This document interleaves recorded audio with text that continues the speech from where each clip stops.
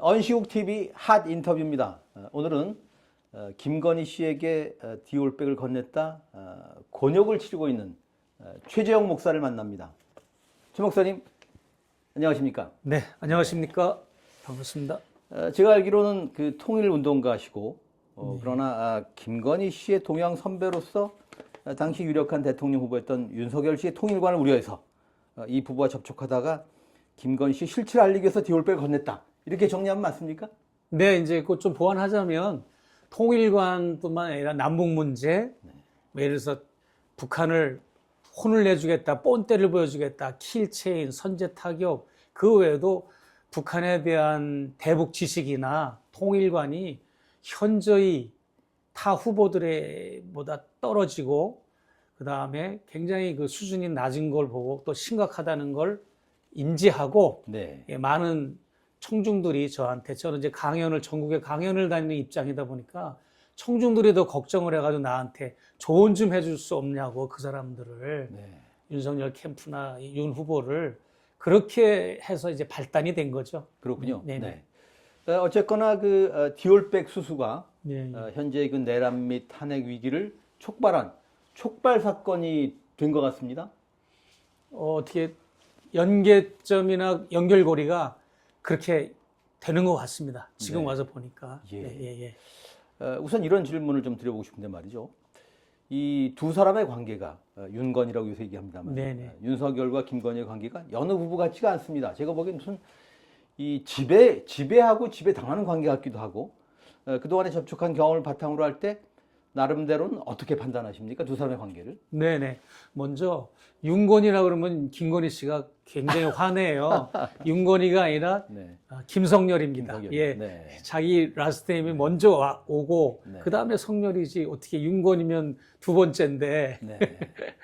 예, 그런 또 이야기도 있는 것처럼 윤건이 또 김성렬 네. 그 어떤 패러디에서 보여지는 것처럼 두 사람은 일심동체, 그다음에 경제공동체, 협업체를 넘어서서 샴 쌍둥이 같이 몸은 하나인데 머리가 두 개인 그런 아주 특이한 비정상적인 부부 공동체다. 네. 일반적인 부부의 관계가 아니라 네. 비정상적인 부부 관계다. 특히 이제 가스라이팅이라고 하는 표현도 맞지만 그것도 전부가 아니고, 주종관계 이것도 맞는 말이지만 전부가 아니고, 말로 할 수 없는, 특히 이제 김건희 씨의 심리, 사이콜로지 학문적으로 본다면 앞으로 차후에 아마 심리학 그 학문계에서는 김건희 씨를 연구하는 그런 학문 장르가 있을 겁니다. 그 네. 좋은 케이스로 분명히 난 그렇게 봅니다. 그리고 자기 남편 윤석열 대통령이 자기 부인에게 아무 말도 못하는, 부인으로 인해서 지금 곤혹을 치러도 누가 옆에서 조언을 해주면 내가 우리 집사람한테 그렇게 말할 처지가 못 됩니다 라고 딱 블락을 할 정도로 네. 두 사람의 관계는 독특한 관계라는 것, 그거는 네. 확실합니다. 네. 근데 그 말씀을 들으니까 그 관계가 마치 윤석열과 윤석열 일당의 관계처럼 대통령한테 직언을 못하지 않습니까? 주변 참모들이. 네. 그 관계가 복제된 것 같은 그런 느낌도 드네요. 네네. 지금 제일 궁금한 게 말이죠. 일설에는 김건희 씨가 이 비상계엄 선포를 즉 내라는 말을 몰랐다 이런 얘기도 있던데 김건희 씨의 지금 입장이 뭘까요? 그건 말이 안 되고요. 네. 지금 윤석열 대통령이 하는 모든 국정 행위는 네. 김건희 씨의 동의나 그 허락, 승인, 그 의논이 없이는 가능하지 않다고 저는 보거든요. 네. 예, 지금 드러난 정황들이 다 그렇고요. 예. 그렇기 때문에 윤석열 씨가 계엄령을 선포한 그 배경과 배후에 김건희 씨가 인지하지 못했다. 이거는 있을 수 없는 얘기고요. 충분히 가능한 얘기고요. 그 배우는 뻔하잖아요. 명태균 씨 사건이 지금 계속 연일 다양한 여러 그 언론들에서 폭로가 되고 있는 와중에 결정적인 이제 폭로들이 남아있고 김건희 씨의 그런 부정부패나 윤석열 씨의 부정부패가 황금폰이 공개되거나 그게 이제 세상에 개방이 되면 그 후폭풍 그런 것도 두렵고 또 저희 서울의 소리가 또 퍼스트 레이디라고 하는 그 그렇죠. 김건희 씨 네. 영화를 개봉한 그 다음날 계엄령이 선포된 거거든요. 개봉 첫 시사회를 한 그 다음날 그 영화가 전국에 상영된다고 하는 그 부담감과 두려움 여러 가지 또 종합적으로 보면 시기를 이 계엄령을 이제 그날 12월 3일 날 할 수밖에 없었던 정황들이 드러났기 때문에 김건희 씨 특검을 또 방탄하고 그런 여러 가지 종합적인 것 때문에 이 계엄령이 유발이 된 거기 때문에 김건희 씨가 무관하고 계엄령과 상관이 없다라고 하는 거는 그거는 그쪽에서 만들어낸 얘기라고 저는 생각합니다. 네. 지금 목사님 말씀 들어보면은 내란의 수괴는 윤석열이고 네. 그러면 내란을 교사한 게 김건희 이렇게도 볼 수 있을까요? 아직 확인된 정황과 근거는 없지만 네. 정황이 이제 드러나거나 증거가 이제 드러나게 된다면 공개된다면 그렇게 볼 수 있겠죠. 예. 그럼 김건희 왜 조용할까요? 지금 무슨 생각을 하고 있을까요? 뭐 이제 도망갈 궁리하겠죠. 네. 예. 지금 한남동 관저에 그러지 않아도 대형 버스가 들락날락거려 가지고 그 JTBC가 그걸 긴급 보도한 적이 있었잖아요. 네. 뭔가 이거는 짐을 빼돌리는 거냐 아니면 이게 무슨 상황이냐라고 해서 JTBC 기자들이 벌떼같이 가서 접근을 했지만 접근 차단을 당하고 그러나 김건희 씨는 지금 이미 다 게임은 끝난 걸로 간주하고 뒷정리, 증거 인멸 네. 그런 수습하는데 혈안이 되어 있을 것 같아요. 제가 볼 때. 네. 디올백 얘기 조금만 하고 넘어가시죠. 네네. 이 문제 디올백은 그 대통령실 반환 창고에 있다는 게 검찰의 최종적인 입장입니까? 아닙니다. 아닙니까? 예. 그 대통령실 반환 창고가 아니고 언론에 공개된 바에 의하면 이미 제출 형식으로 검찰에 이렇게 디올백을 네. 제출을 했어요. 김건희 씨 측에서. 네. 그래서 지금 검찰이 보관하고 있는 걸로 네. 저는 인지를 하고 있습니다. 그렇군요. 네. 네. 그러나 목사님한테 지금 돌려준 건 아니지 않습니까? 돌려준 건 아니에요. 이제 저희 변호사가 그걸 이제 반환 청구를 절차를 밟고 있었는데 그랬는데 이 사건이 종결된 거거든요. 네. 사건이 이제 무혐의로 불기소 처분으로 네. 이제 됐잖아요. 예. 그러면서 서울의 소리 측에서 나는 권한이 없습니다. 저는 서울의 소리 측에서 최초 고발자가 백은종 대표하고 정재택 회장인데 네. 이 두 분이 항고를 했잖아요. 항고장을 냈잖아요. 네. 항고장을 냈다는 거는 이 디올백 사건이 종료된 게 아니라 계속 다시 진행 중인 거예요.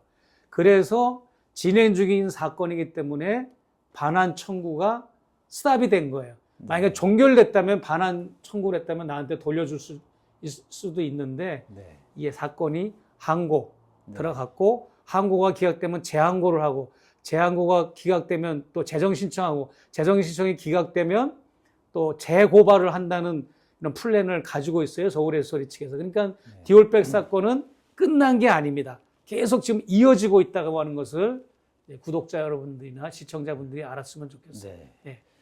아직 제 손에 들어온 건 아니고요. 그렇군요. 네. 왜냐하면 제 손에 들어와야 마땅해요. 왜냐하면 보도에 나간 것처럼 김건희 씨가 자기 여비서한테 그랬다고 그랬잖아요. 네. 이거 빨리 최 목사님이 기분 나쁘지 않게 바로 돌려주면 기분 나쁘니까 좀 있다가 돌려줘라 하는 반환 지시를 깜빡 잊어버렸다고 그랬으니까 네. 그거는 김건희 씨가 나한테 돌려주려고 하는 의사가 분명히 있는 거잖아요. 네. 그렇기 때문에 돌려줘야 맞는 거죠. 네. 문득 궁금해지는데 지난 비상계엄 때 무사하셨습니까? 무사하지 못했습니다. 어떤 일이 있었나요? 그날 제가 배경을 설명하자면 아침 10시경에 10시 조금 넘었는데 밖에서 쾅쾅쾅 문을 두들기면서 이제 제 이름을 불러요. 알고 보니까 이제 누구냐 그랬더니 서울경찰청 반부패 수사대라는 거예요. 네. 그래서 왜 왔냐 그랬더니 압수수색을 왔다. 무슨 이유 때문이냐 그랬더니 이제 문을 열고 얘기하자. 그래서 문 못 열어준다. 그래서 이제 신경인을 하다가 하필이면 제 담당 변호사가 강원도에 가 있었어요. 네. 그래가지고 참 우리 변호사가 자기 일을 대신하는 대리 변호사를 또 보내주는 과정과 도착하는 시간이 오래 걸리고 서로 대치를 하고, 그러니까 이제 소방차를 불러서 소방대원 5명을 불러서 문을 강제 개문을 하려고 그래가지고 내가 열어줬어요. 열어주고. 아니, 변호사 입회를 하면 열어주겠다 그랬는데도 그렇게 강제 아니, 들어올 수 있습니까? 열어준 다음에 변호사가 올 때까지는 들어오지 못하게 했죠. 문만 빼꼼 열어놓은 상태인 거죠. 네. 문만 개문을 하고 변호사가 온 이후에부터 압수수색 절차가 시작되기는 했어요. 그랬군요. 예, 예. 네. 그래서 엄청 오래 걸렸죠. 6시간 동안 압수수색을 네. 했죠. 지금 제가 인터뷰하는 이 사무실은 네. 나중에 했고 제 숙소부터 했는데, 제 숙소를 하는 동안에 혹시라도 내가 누구 사람을 시켜서 여기를 뭐 물건을 빼돌릴까봐 이 복도에 수사관들과 형사들이 꽉 찼어요. 여기 복도 그렇게 넓지 않던데요. 예, 근데 꽉 차고 또 미리 지키고 있었던 거죠. 그리고 요 앞에 경찰 버스가 요 오피스텔 앞에 주차돼 있고 뭐 3개 중대가 와서 이렇게 소란을 피웠고, 또 옆에 있는 서울의 소리도 가서 이렇게 압수수색을 하고 그랬는데, 제가 이제 배경 설명을 이제 간단하게 핵심적으로 말씀드리면 이게 다 연동이 되는 것 같습니다. 한 2달 전에 조선일보에서 TV조선이 제가 사는 미국에 이제 취재 기자들을 보내가지고 굉장히 장시간 동안 체류하면서 저를 캐고 다닌 겁니다. 뒷조사하고 네. 저를 음해하려고 하는 방송을 이제 취재를 했어요. 그리고 방송이 됐나요? 예, 그리고 제 생일날이 지난 10월 27일 날이 제 생일이었어요. 네. 제 생일날 하필이면 그 음해하는 특집 방송을 보낸 거예요. 네. TV조선을 통해 1시간짜리. 네. 그리고 나서 그 프로가 이름이 추적자라고 하는 프로인데 없는 프로를 만든 겁니다, 이거를. 그래서 제가 1회로 방송이 됐고 네. 2회 방송은 김어준 씨를 또 음해하는 방송을 한 겁니다. 네. 그리고 나서 그런가 보다 했는데 이제 이번 계엄령이 선포되는 날 아침에 저를 그렇게 압수수색을 숙소와 사무실에 하면서 핸드폰 2대, 노트북, 그다음에 USB 뭐 자료를 다 뺏어가고, 그리고 저녁 때는 김어준 씨, 또 계엄군이 김어준 씨 집을 갔는데 이제 도피하고 없으니까 이제 뉴스공장을 가서 20명이 거기에 또 여론조사 꽃이라고 하는 서버를 이제 침탈해 가려고 이렇게 들이닥쳤는데, 이게 뭐냐면 윤석열 씨가 계엄령 포고문을 보면 파렴치한 종북 반국가 세력들을 일거에 척결하기 위해서 계엄령을 발동했다라고 발표했잖아요. 거기에 아마 제가 네. 포함이 된 걸로, 네. 미국 국적자니까 계엄군이 뭐 저를 어떻게 할 수는 없으니까 네. 그렇게 경찰력을 동원해가지고 네. 저를 그렇게 했던 거고, 그렇군요. 반국가 세력들을 자기들이 지정한 사람들을 괴롭힌 걸로 저는 그렇게 알고 있습니다. 그렇군요. 네. TV조선 보도에서 말이죠. 예. 뭐 짐작컨대 뭐 친북 활동했다 뭐 이런 게 이제 그 뭐 핵심일 듯 싶습니다만은 네네. TV조선 보도를 비롯해서 언론 보도 가운데 네네. 최 목사님에 대해서 잘못 보도된 것, 팩트 오류 대표적으로 몇 가지 꼽아주시면 뭘 그냥 꼽으실까요? 북한에 가서 친북 활동을 했다고 하는 것 100%가 다 이거 네거티브고 네. 사실관계가 맞는 게 단 하나도 없습니다. 네. 다 모략이고 왜곡이고 다 이제 이걸 아주 악마의 편집을 한 거라고 보시면 되고, 그 대표적인 예가 제가 이설주와 만났다. 이설주와 만나서 기념사진을 찍었다고 뭐 배포된 게 많아요. 네. 그게 이설주가 아니고 북한의 어느 해설사, 한복 입은 해설사랑 사진을 찍었는데 이설주 여사와 좀 비슷하긴 해요, 캐릭터가. 근데 이설주하고 만났다고 그러고, 네. 그리고 뭐 북한에서 내가 뭐 그 무슨 묘지를 참배하고 다녔다. 그럼 뭐 묘지를 참배하고 다닌 게 아니라 제가 남북의 국립묘지를 찾아 역사 화해를 모색하다라고 하는 그런 책을 집필을 했어요. 네. 방대한 분량의 책을. 그래서 남한에 계신 분들은 남한에 있는 국립묘지는 누구든지 갈 수 있잖아요. 남한에 있으니까. 근데 북한에 있는 국립묘지는 가보고 싶어도 못 가니까 내가 분단 60주년, 광복 60주년을 맞이해서 3년 동안 북한에 있는 국립묘지를 다 탐방을 한 거예요. 그래서 그것을 책으로 기록으로 남긴 겁니다. 그래서 참관을 했던 거고, 그것도 여기 남한에서도, 남한의 국립묘지도 내가 다 이제 참관을 하고 다 이제 책을 집필 중에 있고요. 아직 그거는 남한의 국립묘지는 출판이 안 됐고, 북한의 국립묘지는 출판이 됐어요. 그런데 내가 뭐 북한의 국립묘지 가서 참배를 했다. 이런 이제 보도들이 나왔고요. 그리고 제가 북한에 가서 그 가정교회라고 있습니다. 가정교회, 초소교회. 500개가 넘는 가정교회가 있는데 그 가정교회를 교류하고 지원해주고 평양 칠골교회, 봉수교회 이런 데서 설교를 하고 그리고 그들과 교류를 하면서 그들의 과연 기독교는 우리가 생각하는 대로 그대로 지금 작동이 되고 있는 건가 아니면 종교 탄압을 받는 건가 이런 쪽으로 내가 아주 면밀하게 내가 오랫동안 연구를 하고 책으로 써내고 그랬거든요. 그 책으로 써낸 게 한국에서는 또 북녘에 교회를 가다, 북녘에 종교를 가다라고 하는 책이 각각 있는데 이 문화체육부 우수관광도서로 선정돼가지고 전국에 배포도 되기도 했어요. 네. 그런 좋은 책인데 이거를 북한에 종교의 자유가 있다, 최 목사가 이렇게 말을 했다고 왜곡을 한다든지 네. 그리고 저는 지금 있는 평양의 칠골교회를 건축하는데 제가 큰 역할을 했거든요. 네. 네. 근데 그런 건 하나도 발표를 안 하고 무조건 내가 북한에서 종북 활동을 했다. 이런 왜곡된 걸 많이 발표를 했고요. 제가 그에 대해서 그런 예, 예. 팩토리에 대해서 법적 대응이랄까 법적 대응 지금 하고 있습니다. 하고 있습니까? 예, 그 예. 당연히 그 언론중재위원회 제소와 고발을 지금 준비하고 있고요. 워낙 네. 방대한 분량이라 지금 계속 자료 수집하면서 하고 있습니다.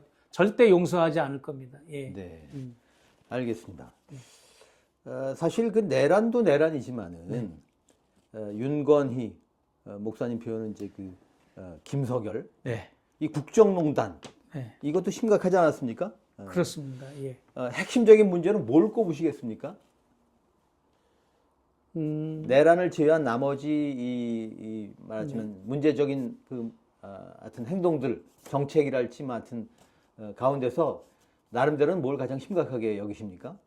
그러니까 이제 저는 그렇게 생각합니다. 윤석열 씨의 탄핵의 그 종류를 네 가지로 나는 구분을 해요. 첫째는 검사 시절에, 검찰 간부 시절에 행했던 부정부패와 비리 혐의들. 두 번째는 지난 대통령 선거 때 그 대선 부정부패 혐의들. 세 번째는 당선자 신분 시절에 행했던 혐의들. 네 번째는 취임식 선서를 하고 내리고 지금까지 행했던 국정을 운영하면서 했던 반헌법적이고 부정부패한 혐의들. 이 네 가지로 구분되는데 그냥 키워드 딱 간단하게만 말씀드리면 첫 번째 검찰 간부 시절에 행했던 거는요. 심각합니다. 오죽하면 추미애 법무부 장관이 윤석열 검찰총장 직무집행 정지를 해가지고 직무집행 정지를 당한 적이 있었잖아요. 예. 그 비리들이 엄청난 범죄 행위들입니다. 예를 들어서 한명숙 총리 그 뇌물수수 그 사건을 재판하는 판사를 사찰한다든지 채널 A 사건 뭐 그런 엄청난 사건에 이 윤석열 씨가 다 개입이 되고 다 거기 이 주범이잖아요. 그런 거를 만약에 가지고 있는 사람이 해결되지 않은 상태에서 매원 윤봉길 기념관에서 대선 출마 기자회견을 했다? 정상적인 언론들이 만약에 작동이 됐다면 그 사람은 출마 선언을 한 지 한 달도 안 돼가지고 낙마를 해야 정상인 거예요.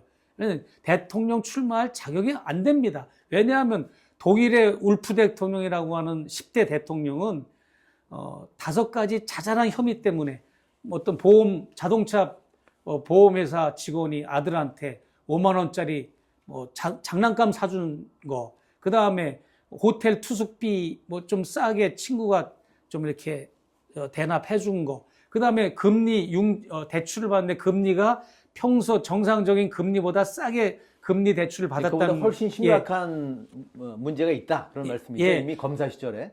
아니. 그런 울프 대통령이 대통령 현직에 있었던 거에 아니에요. 그것도 그 사람이 주지사 시절에 범했던 그런 건데, 대통령으로서 재직할 때 그 건 때문에, 주지사 시절에 있었던 그런 건 때문에, 자잘한 5건 때문에 대통령직에서 하야를 했는데, 우리 대한민국의 민도는 독일보다 민도가 높잖아요. 그러면 윤석열 같은 경우에는 이미 검사 시절에 그런 행위를 했다는 거는, 이미 그 사람은 이 재직 시절에 이런 반헌법적인 국정운행 말고도 그것만 가지고도 탄핵 요건이 되고, 두 번째는 지난 대선 시절에 했던 범법 행위들, 예를 들어서 불법 선거사무소 개설한 거 지금 다 들통났잖아요.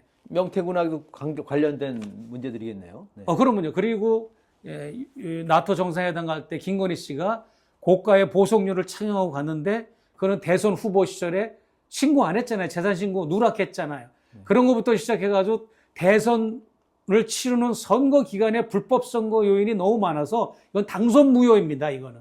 그 다음에 세 번째는 당선자 신분 시절에 어떤 범죄를 저질렀습니까? 양평 고속도로 조작 사건을 일으켰고, 당선자 신분 시절에 명태균 사건을 통해서 알지만 우리가 재보궐선거에 개입을 했고, 이런 행위들이 있었고, 그 다음에 이제 선서식을 한 이후에 지금까지 2년 7개월 동안 범죄 행위들을 돌이켜 봤을 때, 이 윤석열 대통령은 일단은 대통령으로서의 그 탄핵감은 차고도 넘칩니다. 차고도 넘치고, 특히 이제 윤석열 말고 김건희 씨 같은 경우에는 이제 그 청와대 대통령실의 직원들을 350명의 직원들을 본인한테 집중하고 해서 이 권력을 자기에게 이렇게 단일화 시켜가지고 본인이 컨트롤하고, 대통령실 직원들을 사조직처럼 운영하는 거죠. 그렇게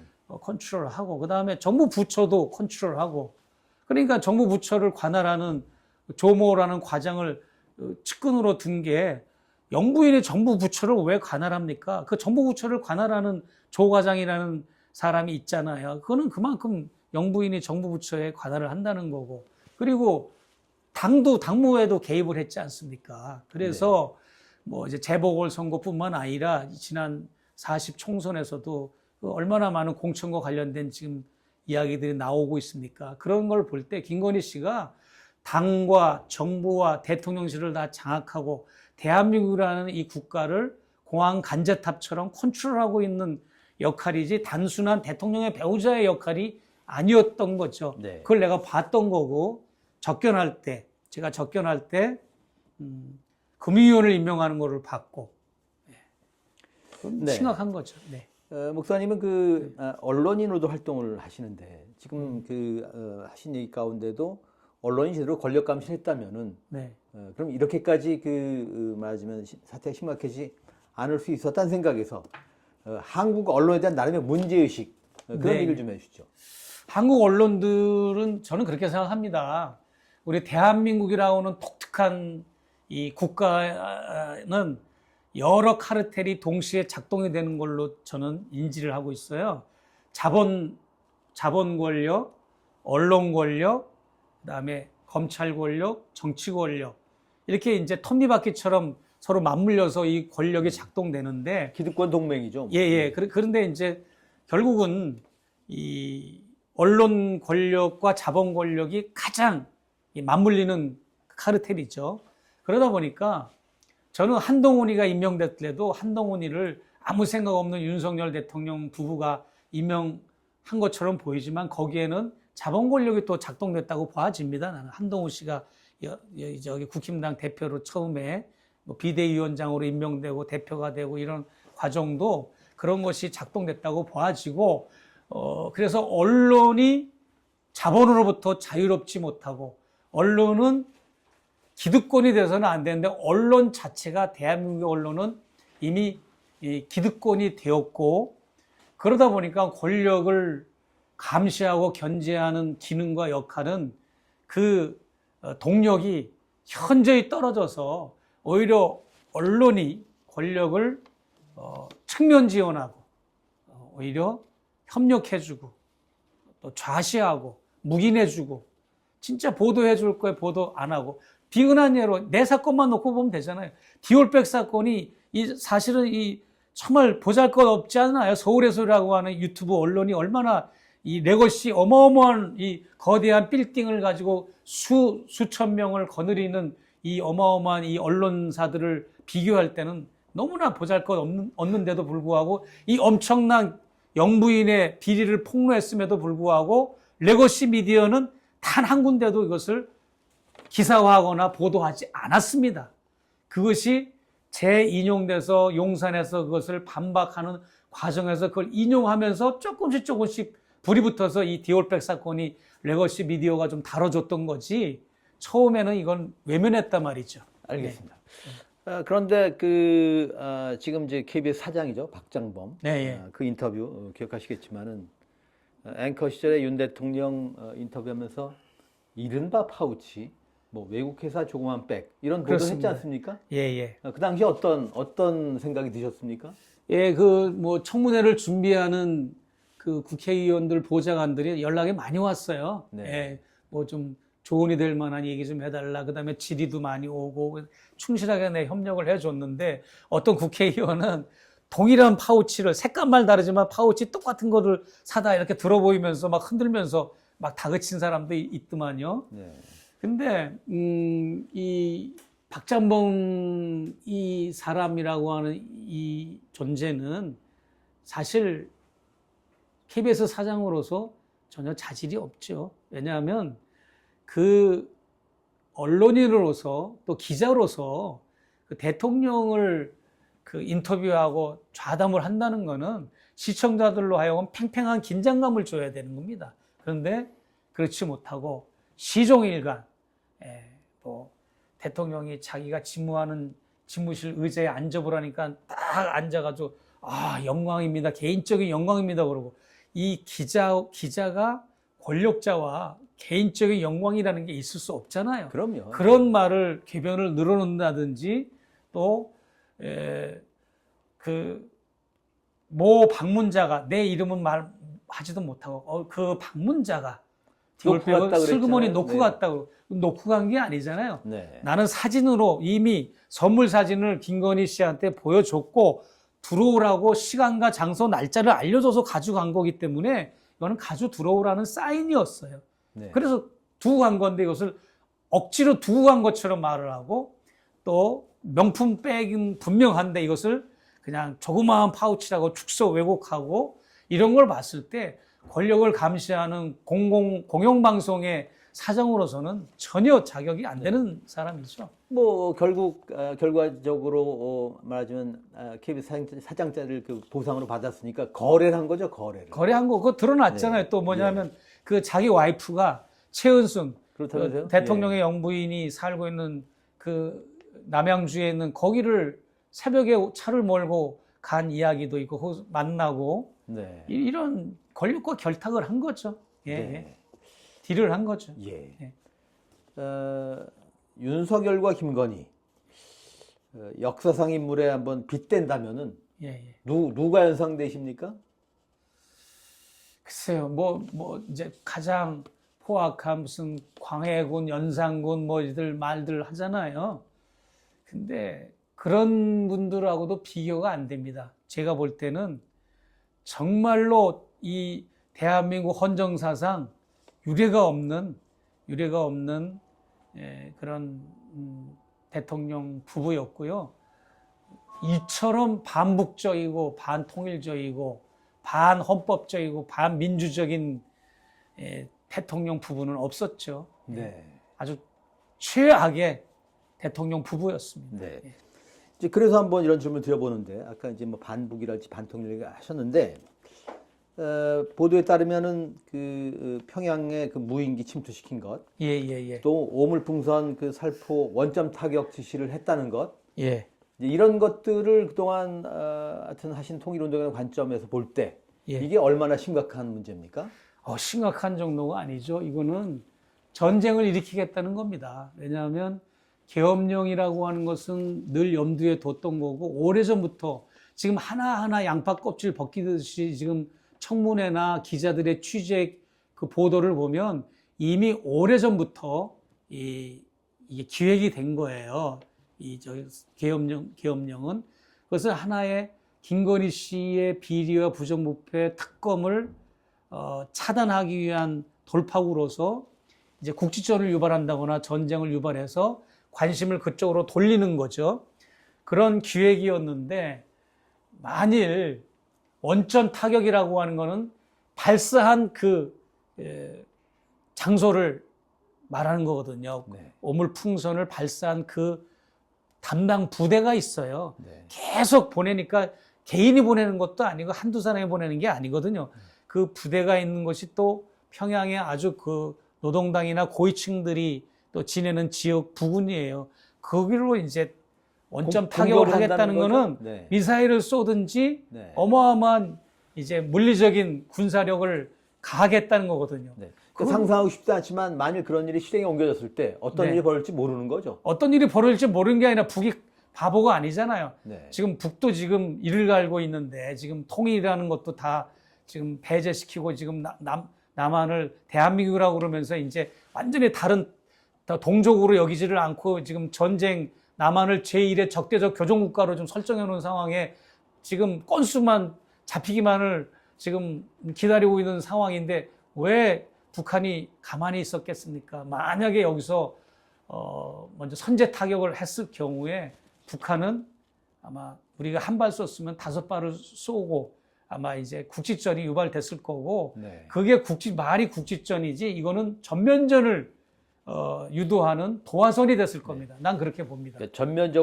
전면전으로 발전할 수 있었다. 그러면요. 거군요. 그러면요. 네. 그리고 그뿐만 아니라 그거 원전 타격뿐만 아니라 무인기를 먼저 보내가지고 그랬죠. 추락하게 한 거, 네. 연평도에서 또 사격을 가한 거, 이 세 가지를 가지고 먼저 북을 시비를 건 겁니다. 자꾸 북을 들쑤셔 놓은 거죠. 네. 국지전을 일으키고 전면전을 일으키려고 하는. 네. 그래야 이제 비상계엄이 또 당위성이 있는 거니까. 네. 네. 그럼 무모한 짓을 한 겁니다. 네. 그렇게 본다면은 네. 지난 12.3 내라는 12.12보다는 거의 10월 유신에 버금가는 그런 그림, 시나리오 같은 생각이 듭니다. 네, 예. 장기 집권 시나리오 같은 생각이 듭니다. 예. 네. 헌법도 고칠 수 있었고, 예. 그러니까 뭐 선관위에도 들어가고 뭐 하여튼 그 그림을 한번 이렇게 퍼즐을 맞춰 보면은 국회를 무력화해서 결국 3권을 장악하겠다는 그런 기도 같거든요. 그렇죠. 네. 네. 그러니까는 이제 김어준 씨가 뭐 영향력이 있는 유튜버라고 해가지고 거길 쳐들어간 게 아니라 그 사람이 운영하는 여론조사 회사 꽃이라고 있잖아요. 네, 있죠. 거기 서버를 가지려고 이제 확보하려고 했던 거고, 또 그 다음에 과천의 선관위 서버를 확보하려고 했던 거는 지난 40 총선이 부정한 선거다 이거를 이제 하기 위해서 네. 그런 조작을 하려고 했던 거죠. 그러니까는 아주 나쁜 놈들이에요. 뭐냐면 대선은 문제없이 치른 거다. 대선은 문제없이 치렀지만 지난 총선, 자기들이 패배한 지난 총선은 이건 개표도 부정이고 투표도 부정이다. 이런 걸로 보는 겁니다. 네. 그러다 보니까 국회를 해산하려고 그러면 네. 지금 이 국회의원들을 해산하려고 하는 요건 중에 부정선거였기 때문에 너희들은 해산을 해도 찍소리할 필요가 없어라고 하는 그런 거를 이제 근거 자료를 확보하려고 하는 것도 있을 것이고,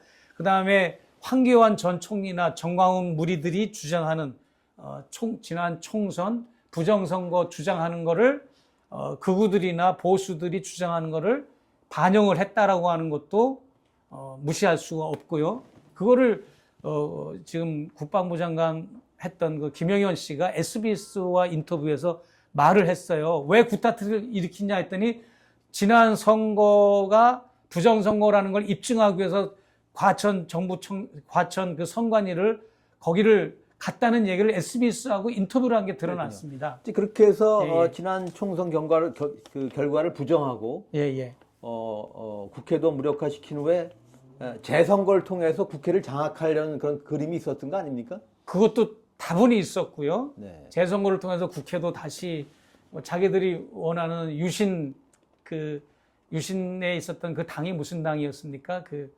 뭐 민정당 뭐 통일치 국민회의 통해서 아무튼 국회 장악을 했었지 않습니까? 예, 그런 것처럼 네. 그런 당을 유신정우회라고 있었잖아요. 유정회였죠. 유정회, 네. 유신정우회도 당이잖아요. 그렇죠. 당. 네, 네. 그 유신정우회 같은 걸 구상했을 수도 있을 것이고, 그리고 이제 또 사법. 지금 저는 제일 지금 화가 나는 게 대법원이나 사법부에서는 성명 하나 발표 안 했다는 거가 제일 나는 분노스러워. 이번 12.3 계엄령에 대법원에서 무슨 뭐 발표한 거 없지 않습니까? 이거는 그래서 그런 어떤 상권을 장악하려고 했던 거고, 그러니까 대한민국의 모든 정치 판도와 이 판도를 다 바꿔버리려고 하는, 그래서 독재를 꿈꾸는 거죠. 그러니까는 이 김용영이라는 자가 오래전부터 히틀러의 그 나의 꿈이라고 하는 그 저서를 아주 애독서를 읽었다고 그러잖아요. 거기 보면 그런 게 나와요, 다. 뭐 나의 투쟁인가요? 나의 꿈이 아니라 나의 투쟁. 네. 거기 보면 그 내용들이 나옵니다, 이거 다. 자기들이 마음에 안 드는 사람 다 증거 체포하고 그런 내용이 나오거든요, 그 안에. 그러니까 우리가 전두환 시절이 아니라 이 박정희 유신 시절로 돌아갈 뻔했던 박정희 거군요. 유신과 히틀러까지. 예. 자, 화제를 좀 바꿔보겠습니다. 김건희 씨의 좀 안 알려진 면모랄까. 그동안 이제 접촉하시면서 가장 뜻밖이었던 모습, 김건희의 캐릭터에 관해서 조금 구현해서 하실 말씀이 좀 있으십니까? 어떤 사람입니까? 예, 뭐 저는 그렇게 생각합니다. 목회자로서가 아니라 제가 일반 사회인으로서도 볼 때 모든 인간은 지구상에 뭐 60억, 70억의 인구가 있다고 그러는데 모든 인간은 모든 각자 객체는 장점과 단점이 있어요. 누구든지. 장점만 있는 사람이 없고 단점만 있는 사람은 없잖아요. 다 장단점을 내포하고 있어요.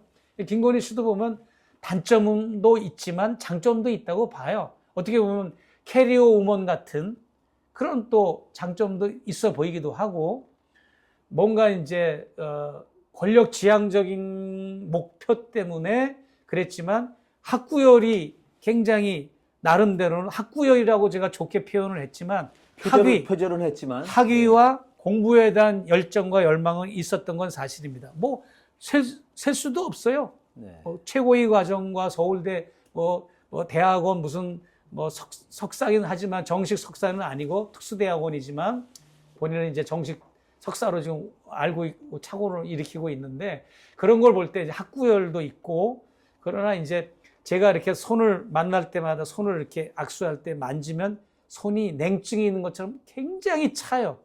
얼음장같이 차요. 그러니까 나는 무슨 생각이 드는가 하면 뭔가 이분이 너무 지금 몸이 안 좋구나. 그리고 좀 따뜻하게 좀 감싸주고 싶다는 생각이 나 같은 경우는 확 드는 거야, 갑자기. 만나서 악수할 때. 네. 그런 생각이 들더라고요. 그러니까는 손이 차요. 네. 근데 무슨 말이냐 하면 내가 이제 비유적으로 말한 건 아니고 실제로 손이 차요. 네. 근데 이제 뭔가 이제 마성의 매력이 있는 건 사실인 것 같아요. 남성들한테 뭔가는 이렇게 끌리는 그 매력도 있고 그런 점도 있고, 그러나 이제 그 사람이 지금까지 뭐 살아왔던 과정을 보면 뭐 열심히 나름대로 살아는 왔지만 그게 과연 살아오는 과정에서 그 사람을 거쳤던 인물들이나 캐릭터나 주변인들이 피해를 안 보고 또 손해를 안 보고 그랬다면 누가 그걸 뭐라고 그랬습니까? 오히려 인간 승리죠. 뭐 줄리 여부를 떠나서 줄리였다면, 아니 뭐 말씀 나온 김에 인간 승리였던 거죠. 줄리설은 어떻게 보세요? 그러니까 이제 들어보세요. 줄리였다면 그건 오히려 인간 승리인 거죠. 줄리가 영부인이 됐다고 하는 거를. 그런데 사람들한테 피해를 입히고 손해를 끼치고 그 다음에 자신의 출세 욕망을 위해서 다른 사람들을 배려하는 게 없었다는 게 그게 좀 문제인 거죠. 줄리 의혹 같은 경우에는 뭐 안혜욱 회장을 비롯해가지고 수많은 이제 증인들이 나왔잖아요. 이 수많은 증인들은 서로 모르는 사람들이야. 서로 각자 위치와 지역과 살아오는 직업 서로 다 입을 맞춘 달라요. 게 아니다. 입을 맞춘 게 아닙니다. 그런데 네. 그 사람들이 동일한 증언을 하고 있고 그렇기 때문에 줄리 의혹에 있어서는 입을 틀어막고 경찰 조사 뭐 이런 거를 통해 가지고 기소를 하고 그런다고 해서 이게 막힐 거는 아니거든요. 그래서 그런 거는 있을 수도 있다고 봐져요. 그러나 어떤 줄리로 살았느냐가 중요한 거지 줄리라서가 문제 삼는 게 아니잖아요, 우리가. 이거 가벼운 질문입니다. 예. 이번 토요일 날 뭐 탄핵이 될지 예. 모르겠습니다만은 예. 어떻든 탄핵이든 퇴진이든 말하자면 권좌에서 물러나면 네네. 이 부부 관계가 유지될까요? 두 사람은 끝까지 간다고 봐집니다, 저는. 네. 뭐 어떤 분들은 김건희 씨가 윤석열을 버릴 거다 이런 얘기도 나오는데 그건 천만의 말씀이고요. 그 뗄 수 없는 그런 아까도 내가 말씀드렸지만 독특한 부부 공동체 관계이기 때문에 떨어지지는 않습니다. 예, 생사여탈권을 서로가 가지고 있기 때문에 윤석열은 김건희가 없으면 안 되고 김건희는 윤석열이 없으면 안 되는 거죠. 아니 그런데 그동안에 김건희 입장에서는 윤석열을 필요로 했습니다만은 여전히 윤석열은 김건희를 필요로 하지만은 권좌에서 내려면 김건희는 더 이상 유인이 없는 거 아닌가요? 그래도 아직은 윤석열이 필요하죠. 전 그렇게 보고요. 지금 이번 토요일 날 국힘당이 지난주에 저렇게 105명이 뭐 247호인가 거기에 그냥 말이 저거지 의원총회지 갇힌 거예요, 사실. 그렇죠. 거기서 강압적으로 뭐 당론이라는 기치 아래 다 억압을 당한 건데 이번에 그랬다가는 민중봉기 일어날 겁니다. 그래서 이번 토요일 날은 적어도 10명에서 20명은 표를 주지 않을까 그렇게 생각을 하고요. 탄핵이 될 거로 지금 전망을 하시는 거예요? 탄핵을 당위적으로 해야 될 뿐더러 될 거다. 당위적으로 해야 되고 그러나 이제 탄핵을 해야만이 직무정지가 되는 거잖아요. 그렇죠. 이제 헌재에서 인용이 되기까지 시간을 버는 거지만 저는 가장 지금도 난 처음에 이 디올백 사건 나면서 지금까지 내가 외쳐온 거는 뭐냐면 1년 동안 나는 자진 하야를 나는 늘 노래 부르듯이 요구했어요. 윤석열 대통령한테. 자진 하야를 하시라. 지금 국힘당은 자정 능력도 없고 수권 능력도 안 되니까 차라리 우리가 경찰서 범인이 자수를 하면 그게 자수한 거에 대한 또 베네핏이 있잖아요. 배려하는 게 있잖아요. 그러니까 빨리 자진 하야를 하면 그나마도 당신은 더 여러 가지 배려가 있어서 혜택이 있을 것이다. 끝까지 버티다가 민주주의는 피를 먹고 자라는 거는 맞아요. 그러나 이 윤석열 퇴진 이 시국에서 또 민주주의의 피를 보는 상황이 된다면 4.19 시민, 학생 시민 혁명 같은 일이 발생이 된다면 이 얼마나 역사의 불행이겠습니까? 윤석열 대통령 부부도 그렇고 이 집권 세력도 그렇고 국민들에게도 피차 다 상호. 그렇기 때문에 피를 보지 않고 정말 윤석열 씨가 자진 하야를 할 수 있도록 대통령실과 그의 최측근들, 국힘당 당원들은 의원들은 대통령한테 계속 조언과 압력을 가해줘야 됩니다. 자진하야, 멋지게 자진하야를 하고 사퇴를 해라. 그게 가장 선한 방법이고 가장 모두를 위한 방법이다. 저는 그렇게 권유하고 싶어요. 오늘 보도에 따르면은 김영현 전 국방장관이 구치소에서 자살 기도를 했더군요. 그래서 이렇게 여쭤보겠습니다. 윤석열 정권의 5적을 꼽는다면 누굴 꼽으시겠습니까? 저는 윤석열, 김건희 부부 말고 5적을 말하는 거죠. 김영현, 그리고 김태효, 그 다음에 이상민, 행안부 장관 이상민 맞습니까? 이상민, 그리고 추경호, 그리고 국힘당 사무총장, 의원 네. 이 5명이 오적입니다. 한덕수는 허수아비입니까? 한덕수는 그 다음으로 매겨야 되겠죠. 예, 그렇군요. 한덕수는 뭐 그렇게 큰 의미가 없습니다. 네. 자, 다 여쭤봤습니다. 이번 토요일 날 하야가 바람직하지만은 그럴 기미는 안 보이니 반드시 탄핵이 되기를 기대하면서 또 우리가 힘을 써야겠다는 생각을 하게 됩니다. 고맙습니다. 시간 내주셔서. 네, 고맙습니다. 네. 네, 언식TV 핫 인터뷰 최재형 목사님 만나봤습니다. 고맙습니다.